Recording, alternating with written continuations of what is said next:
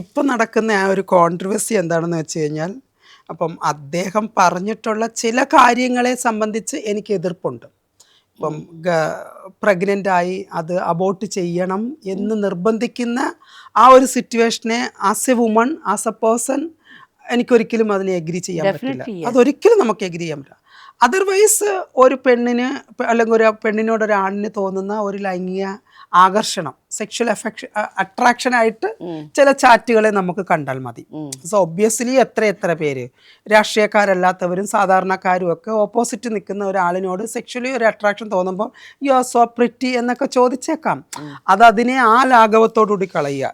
എനിക്കിഷ്ടമല്ല ഇത്തരം ചാറ്റുകൾ, എനിക്കിഷ്ടമല്ല എന്നല്ലെങ്കിൽ ബ്ലോക്കിംഗ് ചെയ്ത് ചെയ്യാം. ഇപ്പം എനിക്കും വന്നിട്ടുണ്ട്, ഒരുപാട് ഇത് വന്നിട്ടുണ്ട്. ഇന്നലെ കൂടി വന്നിട്ടുണ്ട് എനിക്ക് മെസ്സേജ്.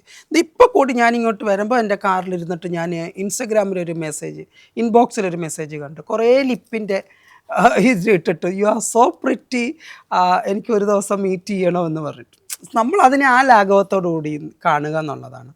സോ അതർവൈസ് ഇപ്പോൾ ട്രാൻസ് കമ്മ്യൂണിറ്റി വന്നിട്ട് അഭിപ്രായം പറഞ്ഞു. എനിക്കറിയില്ല എന്തുകൊണ്ടാണ് അവരങ്ങനെ ഒരു അഭിപ്രായം പറഞ്ഞത് എന്നുള്ളത്. ഒരു കാലഘട്ടത്തിൽ ഇതിനെല്ലാം നമ്മൾ പ്രോത്സാഹനം കൊടുക്കും, ഒരു കാലഘട്ടം വരുമ്പോൾ നമ്മളിതിനെ എഗെയിൻസ്റ്റ് ആയിട്ട് നിൽക്കും. അത് ലോകത്ത് നടക്കുന്ന ഒരു കാര്യമാണ്. ഇപ്പോൾ സിനിമ മേഖലയിൽ നിന്നാണെന്നുണ്ടെങ്കിലും ഇപ്പോൾ രാത്രിയിലൊക്കെ ഷൂട്ടിംഗ് നടക്കുന്ന സമയത്തൊക്കെ നമ്മളോടുമൊക്കെ ആ ഒരു രീതിയിൽ പെരുമാറിയിട്ടുണ്ട്. പിന്നെ പെരുമാറിയിട്ടുണ്ട്, സത്യമായിട്ടുള്ള കാര്യമാണ്, പെരുമാറിയിട്ടുണ്ട്. ഇപ്പം നമ്മളിപ്പോൾ കാരവാനിലേക്കൊക്കെ കയറുകയാണെന്നുണ്ടെങ്കിൽ കയറി വരിക, ആരും ഒറ്റയ്ക്കാണെന്നുണ്ടെങ്കിൽ നമ്മുടെ പുറകെ കയറി വരിക, തല ചൊറിഞ്ഞുകൊണ്ട് നിൽക്കുക, നമ്മളെ തട്ടിയിട്ട് പോവുക. ഇപ്പം നമ്മൾ ഇരിക്കുന്നിടത്ത്, ഇപ്പം നമ്മൾ ഷൂട്ടിംഗ് നടക്കുന്ന സ്ഥലത്ത് നമ്മളിങ്ങനെ ഇരിക്കുകയാണെന്നുണ്ടെങ്കിൽ ആ ബാത്റൂമിൽ കുറേ പ്രാവശ്യം പോവുക, നമ്മൾ കാണാൻ വേണ്ടിയിട്ട് കുറേ പ്രാവശ്യം പോവുക. അപ്പം ഞാനിങ്ങനെ പറയും, വല്ല മൂത്രത്തിന് വല്ല പ്രശ്നമാണെങ്കിൽ വല്ല ഡോക്ടറെയും പോയി കാണുമെന്ന് പറയും. നമ്മൾ തമാശയായിട്ട് കളയും. നമ്മളതിനെ എന്താ പറയുക, കൂടുതൽ അവരെ എൻകറേജ് ചെയ്യിക്കാൻ ശ്രമിക്കാതിരിക്കുക എന്നുള്ളതാണ്. നമുക്ക് അവിടെ നിന്ന് മാറിപ്പോകാനുള്ള ഇതുണ്ടല്ലോ, റൈറ്റ്സ് ഉണ്ടല്ലോ. നമ്മൾ പിന്നെ അവിടെ ചുറ്റിപ്പറ്റി നിൽക്കുക എന്നുള്ളതാണ് നമ്മുടെ മിസ്റ്റേക്ക്. ഇപ്പം എനിക്ക് വരുന്ന മോസ്റ്റ് ഓഫ് ദ റോങ് ആയിട്ടുള്ള മെസ്സേജുകളും ഞാൻ ആ സമയത്ത് തന്നെ ബ്ലോക്ക് ചെയ്യും, വിതിൻ സെക്കൻഡ് ബ്ലോക്ക് ചെയ്യും. സോ വളരെ നല്ല മെസ്സേജുകൾ പോലും എനിക്ക് അയച്ചിട്ട് ചില സമയത്ത് റോങ് ആയിട്ടുള്ള മെസ്സേജ് വന്നാൽ പോലും ഞാൻ അവരെ ബ്ലോക്ക് ചെയ്യും. അങ്ങനെ എത്ര അനുഭവങ്ങൾ. നമ്മളതൊന്നും കൊട്ടി ആഘോഷിച്ച് എൻ്റെ അടുത്ത് ഇങ്ങനെ പറഞ്ഞു അങ്ങനെ പറഞ്ഞു, അതൊക്കെ വലിയ ക്രെഡിറ്റായിട്ട് കാണേണ്ട ആവശ്യമില്ല. ദൈവം കൽപ്പിച്ച് തന്നിരിക്കുന്ന ആ ഒരു ജീവനെ നശിപ്പിക്കാനുള്ള റൈറ്റ്സ് നമുക്കില്ല. അത് സംഭവിക്കുന്നെങ്കിൽ സംഭവിക്കട്ടെ. ആ ഒരു അവസ്ഥ കടന്നു പോകുന്ന ഒരു സ്ത്രീയുടെ വിഷമം എത്രത്തോളം വലുതാണെന്ന് അദ്ദേഹം ചിന്തിക്കണമായിരുന്നു. പിന്നെ എന്താ പറയുക, ഇതിനിടയിൽ ഇതെല്ലാം നടക്കുന്നുണ്ട്. പോളിറ്റിക്സിൽ ഇനി വരുമോ? പൊളിറ്റിക്സിൽ വരാനായിട്ട് ഒരുപാട് ഓഫറുകൾ ഉണ്ടായിരുന്നു. ഇപ്പോഴല്ല, 2017-18 കാലഘട്ടത്തിൽ എനിക്ക് എൻ്റെ നാട്ടിൽ നിന്ന് മത്സരിക്കാനുള്ള അവസരങ്ങൾ വന്നിട്ടുണ്ടായിരുന്നു. പാർട്ടി നോമിനേഷനിലൂടെ എനിക്ക് മത്സരിക്കാനുള്ള. അപ്പം ഞാനൊരു പാർട്ടിയുടെ ആളല്ല. ഞാനൊരു ഇൻഡിപെൻഡൻ്റ് ആയിട്ടുള്ള ഒരു വ്യക്തിയാണ്. ബിക്കോസ് എൻ്റെ ജോലി എന്ന് പറയുന്നത് മേക്കപ്പ് ചെയ്യുക എന്നുള്ളതാണ്. അവിടെ എനിക്ക് ജാതി നോക്കേണ്ട കാര്യമില്ല, മതം നോക്കേണ്ട കാര്യമില്ല, പണം നോക്കേണ്ട കാര്യമില്ല. സോ ഞാൻ രവി പിള്ളയുടെ മകളുടെ വെഡ്ഡിങ്ങും ചെയ്തിട്ടുണ്ട്. അറ്റ് ദ സെയിം ടൈമിൽ ₹1 പോലും വാങ്ങിക്കാതെ ഞാൻ മേക്കപ്പ് ചെയ്ത് കൊടുത്തിട്ടുണ്ട്. ഇതിൻ്റെ ഇടയിൽ എൻ്റെ ലൈഫുണ്ട്, അത് ഞാൻ മനസ്സിലാക്കണ്ടേ. എനിക്ക് രാഷ്ട്രീയക്കാരിൽ ഇപ്പം ഇടതുപക്ഷത്തിൽ ഒരുപാട് നല്ല നല്ല സുഹൃത്തുക്കളുണ്ട്, BJPയിൽ ഒരുപാട് നല്ല സുഹൃത്തുക്കളുണ്ട്, കോൺഗ്രസ്സിലുണ്ട് നല്ല സുഹൃത്തുക്കളുണ്ട്. ഞാൻ ഒരു രാഷ്ട്രീയ പാർട്ടിയിലും ചായ്വാകുമ്പോൾ ഞാൻ അറിയാണ്ട് എനിക്ക് എഗെയിൻസ്റ്റ് ആയിട്ട് ഞാൻ ഒരുപറ്റ ആൾക്കാരെ ഞാൻ തയ്യാറാക്കി നിർത്തുക, ഓപ്പോസിറ്റ്. എനിക്ക് എന്താ പറയുക, അങ്ങനെ ഒരു ഫൈറ്റ് ചെയ്യുന്നതിനോട് താല്പര്യമില്ല.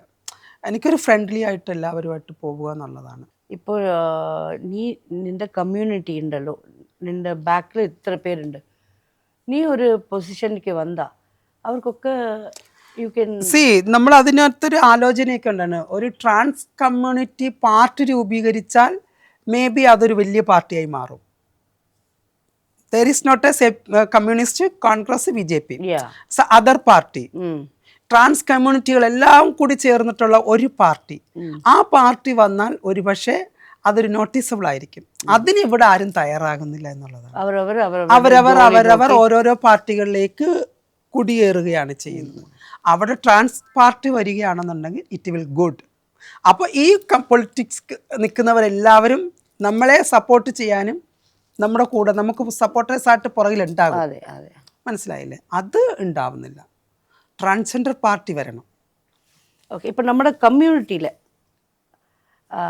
ഈ പൊറാമൈ ഫൈറ്റ്സ് ഉണ്ടോ? ഓ, ഇഷ്ടം പോലെ ഉണ്ട്. ഉണ്ടോ? അവിടെ ഉണ്ട്, ചെന്നൈയിലുണ്ടോ? അയ്യോ, കുറേ ഉണ്ട്. അപ്പം ഇവിടെ എങ്ങനെയാ? അല്ല, ഇവിടെ എന്ന് പറഞ്ഞു കഴിഞ്ഞാൽ ഐ തിങ്ക് എനിക്ക് തോന്നുന്നു എല്ലായിടത്തും ഫൈറ്റ് ഉണ്ടായാലും നേരിട്ട് കാണുമ്പോൾ ഒന്നാ. അമ്മ ശ്രദ്ധിച്ചിട്ടുണ്ടോ? ഒന്ന് ചിരിച്ചു കഴിഞ്ഞാൽ മാറാവുന്ന പ്രശ്നങ്ങളെ നമുക്കിടയിലുള്ളൂ സത്യത്തിൽ. അത് പലരും ചിരിക്കാൻ മറന്നു പോകുന്നു എന്നുള്ളതാണ് യാഥാർത്ഥ്യം. ഞാൻ ശ്രദ്ധിച്ചിട്ടുണ്ട്, പലപ്പോഴും എനിക്ക് അഗെയിൻസ്റ്റ് ആയിട്ട് സംസാരിച്ചിട്ടുള്ള പലരും എന്നെ എവിടെയെങ്കിലും വെച്ച് കാണുമ്പോൾ ഓടി വന്ന് കെട്ടിപ്പിടിക്കും, സങ്കടപ്പെടും, എന്നോട് ക്ഷമിക്കണം, അന്നത്തെ ആ ഒരു ഇതിൽ ഞാൻ പറഞ്ഞു പോയതാണ്, അല്ലെങ്കിൽ എന്നോട് എനിക്ക് തെറ്റിപ്പറ്റി പോയി എന്ന് പറയുന്ന പലരും ഉണ്ട്. അത് ഞാൻ അക്സെപ്റ്റ് ചെയ്യുക എന്നുള്ളതാണ്. ഞാൻ ഒരിക്കലും ഓപ്പോസിറ്റ് നിൽക്കുന്ന ഒരു ട്രാൻസ് കമ്മ്യൂണിറ്റിയെ ഞാൻ ഒരിക്കലും ഫൈറ്റ് ചെയ്യാൻ പോവില്ല. I do like. എനിക്കൊരിക്കലും ഫൈറ്റ് ചെയ്യണ്ട. പക്ഷെ തെറ്റ് ചൂണ്ടിക്കാണിക്കും. മക്കളെ, അതാണ് സത്യം, ഇതാണ് സത്യം എന്നുള്ളത് ഞാൻ ചൂണ്ടിക്കാണിക്കും. പക്ഷെ അത് അക്സെപ്റ്റ് ചെയ്യുക എന്നുള്ളൊരു മൈൻഡ് അവർക്കാണല്ലോ വേണ്ടത്. അപ്പം നമ്മളെന്താ ചെയ്യുക? അതെന്നും ഉണ്ടാവും അമ്മ. അതിപ്പോൾ കമ്മ്യൂണിറ്റി എന്നല്ല, എല്ലായിടത്തും ഉണ്ട്. ഈ പണം എന്ന് പറയുന്ന ഒരു ഘടകമുണ്ടല്ലോ, ഇറ്റ് ഈസ് വെരി ഇമ്പോർട്ടൻറ്റ്. അതൊരു പവർ തന്നെയാണ് പണം. അത് ഞാൻ ഫീൽ ചെയ്തിട്ടുണ്ട്. ഇന്നിപ്പം ഞാൻ ഹയാത്തിൽ മെമ്പർഷിപ്പ് ഉള്ള ഒരാളാണ്, ഗ്രാൻഡ് ഹയാത്ത് കൊച്ചി. സെയിം ടൈമിൽ ലുലു മാരിയറ്റ് ഹോട്ടലിൽ മെമ്പർഷിപ്പ് ഉണ്ട്. സം ടൈംസിൽ ഞാൻ അവിടെ പോയിട്ടൊരു ബ്രേക്ക്ഫാസ്റ്റ് കഴിക്കാനോ അല്ലെങ്കിൽ ലഞ്ച് കഴിക്കാനോ ഡിന്നർ കഴിക്കാനോ അവിടെ ഞാൻ പോകുമ്പോൾ നമുക്ക് കിട്ടുന്ന ഒരു സ്വീകാര്യതയുണ്ട്. അപ്പം അവിടെ ചിലപ്പോൾ ചില ആർട്ടിസ്റ്റുകൾ ഉണ്ടാകും, ചില പ്രൊഡ്യൂസേഴ്സ് ഉണ്ടാകും, ചില ഡയറക്ടേഴ്സ് ഉണ്ടാകും. അപ്പോൾ അവരെല്ലാവരും നമ്മളെ കാണുമ്പോൾ, ഇവൾക്ക് ഇവിടെ മെമ്പർഷിപ്പ് ഉണ്ട്, ഇവൾ വന്ന് കഴിക്കുന്നു, ഇവൾക്ക് എന്തൊക്കെ പരിഗണനകളാണ് കൊടുക്കുന്നത്, ഇവൾ വരുമ്പോൾ തന്നെ ഇവളെ സ്വീകരിക്കുന്നു, അവിടെ കൊണ്ടുപോയിരുത്തുന്നു, നമുക്ക് കിട്ടാത്ത പ്രിവിലേജുകൾ എന്നുള്ള ഒരു കണ്ണ് അവരിൽ ഞാൻ കാണുന്നുണ്ട്. മണി എന്ന് പറയുന്നത് നമ്മൾ നേരായ വഴിയിലൂടെ നമ്മൾ നേടിയെടുക്കുന്ന പണത്തിന് ഒരു പവറുണ്ട്. ആ പവറുണ്ടെന്ന് വിശ്വസിക്കുന്ന ഒരാളാണ് ഞാൻ. അപ്പം അതിലേക്ക് എൻ്റെ കമ്മ്യൂണിറ്റിപ്പെട്ട ഈച്ച് ആൻഡ് എവരി വൺ പോകണം. സ്വയം പര്യാപ്തരാകുക എന്നുള്ളത്. Who am I? നമ്മളെ തിരിച്ചറിഞ്ഞ് നമ്മളിലുള്ള കഴിവുകളെ ഡെവലപ്പ് ചെയ്ത് അതിനെ പോളിഷ് ചെയ്ത് വജ്രം പോലെ തിളക്കിക്കൊണ്ടുവരിക. നമ്മൾ ആരുടെ അടിമകളല്ല. എനിക്ക് നിൻ്റെ മുമ്പിൽ തല താഴ്ത്തണം എന്നുണ്ടെന്നുണ്ടെങ്കിൽ ഞാൻ ചെയ്യുന്ന കാര്യങ്ങളിൽ റൈറ്റ്സ് ഉണ്ടെന്ന് വിശ്വസിക്കുന്നത് കൊണ്ടാണ്, അല്ലെങ്കിൽ നീ ചെയ്യുന്ന കാര്യങ്ങളിൽ റൈറ്റ്സ് ഉണ്ടെന്ന് വിശ്വസിക്കുന്നത് കൊണ്ടാണ് ഞാൻ നിൻ്റെ മുമ്പിൽ തലകുമ്പിടുന്നത്. അതർവൈസ് ആയിട്ട് അതിൻ്റെ ആവശ്യമില്ല.